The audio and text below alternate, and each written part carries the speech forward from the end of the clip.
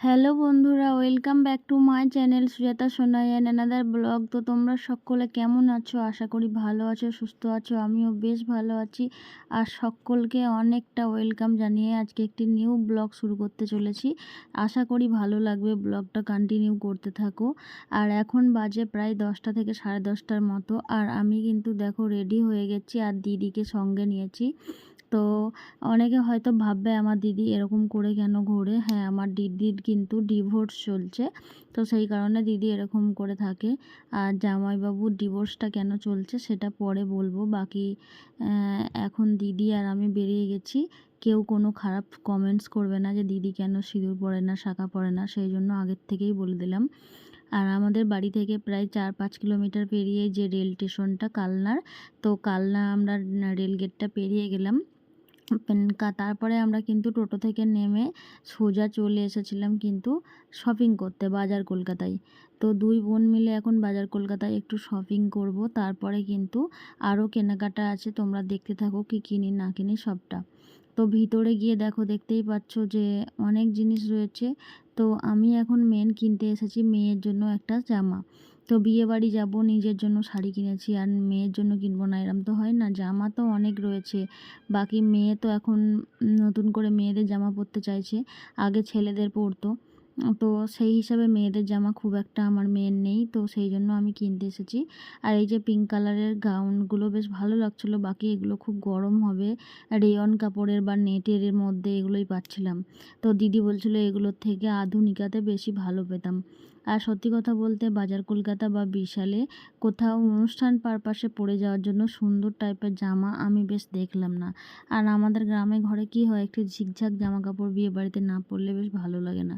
তারপরে পছন্দ হয়নি বলে বেরিয়ে চলে এলাম আধুনিকাতে। এখন যাব দুই বোন মিলে আধুনিকায়।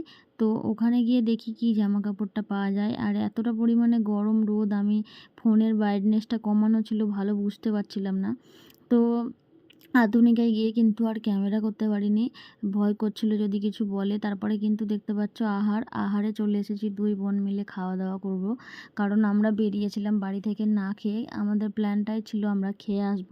তো সেই জন্য কিন্তু দুই বোন মিলে বেরিয়ে গেছি খাওয়া দাওয়া করতে। আর আহারটা আমার বেসিক্যালি খুবই ভালো লাগে, ভীষণ ক্লিন, ভিতরটা দেখলেই মানে অর্ধেক পেট ভরে যাবে এমন একটা ব্যাপার।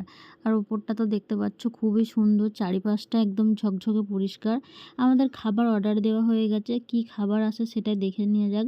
তো এইদিকে দেখতে পাচ্ছ দুটো প্লেট নিয়েছি, একটা এক্সট্রা। আর এই যে ভাত নিয়ে নিয়েছি, আর এখানে নিয়েছি চিকেন কষা আর ঠান্ডা জল বলেছি। বাকি দুই বোন এক প্লেট ভাতই নিয়েছি, কারণ আমি জানো তোমরা 1 কাপ মতো ভাত খাই, দিদিও খুব কমই ভাত খায়। তো সেই কারণে কিন্তু আমরা অল্প অল্প ভাত খাবো, তাই 1 প্লেট ভাত ভাগ করে নেব। তো চলো এখন এই মেনু নিয়েছি, খাওয়া দাওয়া করে নেওয়া যাক, কারণ খুব খিদা পেয়েছে। তারপরে বাড়িতে গিয়ে তোমাদের দেখাচ্ছি সবটা আমরা কি কিনেছি না কিনেছি। তো তারপরেই দেখতেই পাচ্ছ বাড়ি চলে এসেছি। আর আসার পরে তোমাদেরকে দেখিয়ে দিচ্ছি আমি কি কি নিয়ে এসেছি।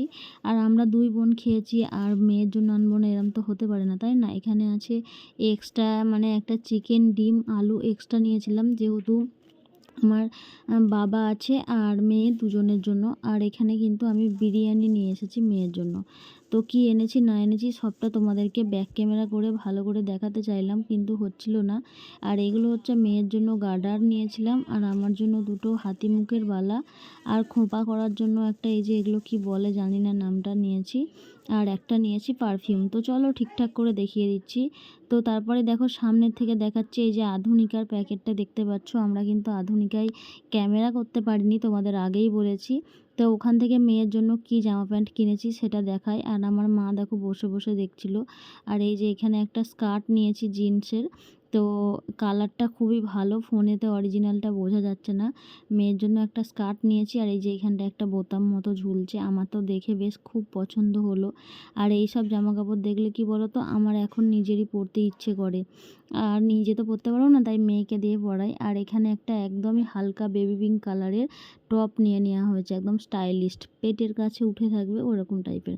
তো এই টপটা আর এই মানে স্কার্টটা কেমন লাগবে পরলে তোমরা বলো অবশ্যই।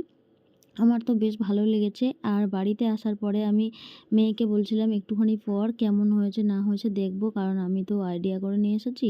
তো যাই হোক, তোমরা কমেন্টে জানিও কেমন হয়েছে। আর তারপরে যা যা কিনেছি সবটা চলো তোমাদের দেখিয়ে দিই। তো দিদি বলছিল এগুলো আগে দেখা।